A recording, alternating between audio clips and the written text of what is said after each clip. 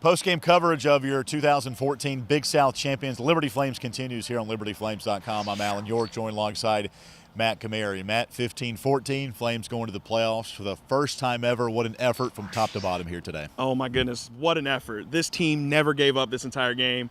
Everyone questioned the defense after last week. Coach, give all the credit to Coach Wimberly getting that defense ready for this game. Shut down a great offense. They really showed up today. These guys poured everything into it, and they deserve this win. To kind of recap the game just a little bit here, Liberty, right from the get-go, really punched him in the mouth, got the field goal to kind of get things going. Coastal then comes back, takes the 8-point lead at halftime, but the good start, I think, kind of got Liberty thinking, hey, we can pull this one off. Absolutely. I thought Stefan Masha started really great today.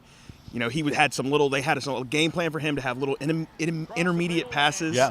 And he was able to connect with those. Gabe Henderson was a huge outlet for him the entire game with all those first downs, especially big in the second half. Talking about the defense, they limited Coastal to 312 yards of total offense, by far the lowest total in 12 games Coastal had this year. Shut them out in that second half. Now, towards the end, good to see John Lunsford, who had 3 field goals today, atone for one he missed earlier in the fourth quarter, but got that one from 32.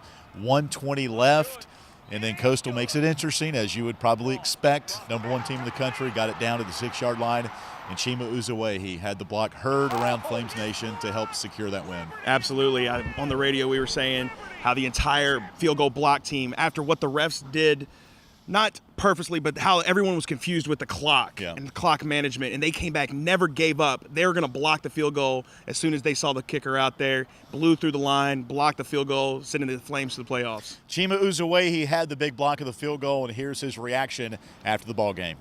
Emotions are high. Everybody's excited. I ran around. I feel like I ran around the whole field about 5 times. But the emotions are high. We get to play another week. It's exciting. The only word that was really going through my mind was believe. Believe that we can do it. Stay together and believe that we can do it.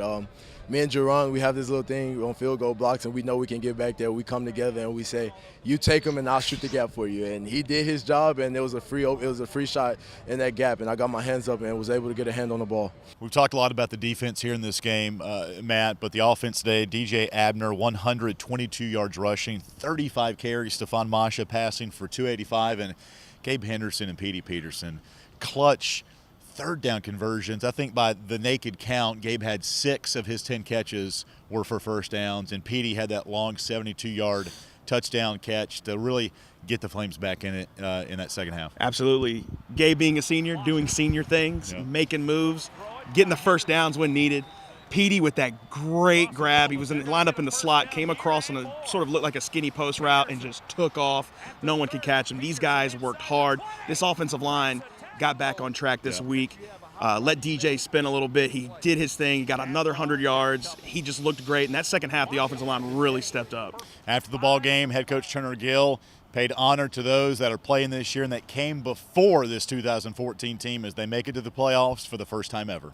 Great penetration by Jerron Green and Chima and all those guys there. Great job of executing. They didn't give up. Offensively, you got to tip your hat off to Coach Stam, number 1, all the coaches, all the offensive line, Gabe Henderson, Petey, everybody made plays when they had to make it. And then Stefan Masha, great job by him. Joe Daly, I got to give a lot of credit to him because he's quarterback coach and got him ready to play. All the past players, all the past students, and really the late Dr. Falwell for this opportunity here that's been given by all the people who have been here before us, football players, students, faculty, and everybody. It's all go to everybody here that's been involved at Liberty University. So I want to say thank you, and to God be the glory. So that sets the stage now. Liberty advances to the FCS playoffs that will begin next week. Liberty will find out tomorrow at 11 a.m. who they play and where. The game time will be decided on Monday afternoon around 1 o'clock. Be sure to log on to LibertyFlames.com here and the Liberty Flames Sports Network for more information on the FCS playoffs. The Big South Championship Trophy is on its way to Lynchburg once again. For Matt Kamari, I'm Alan York for Liberty Flames Sports Network.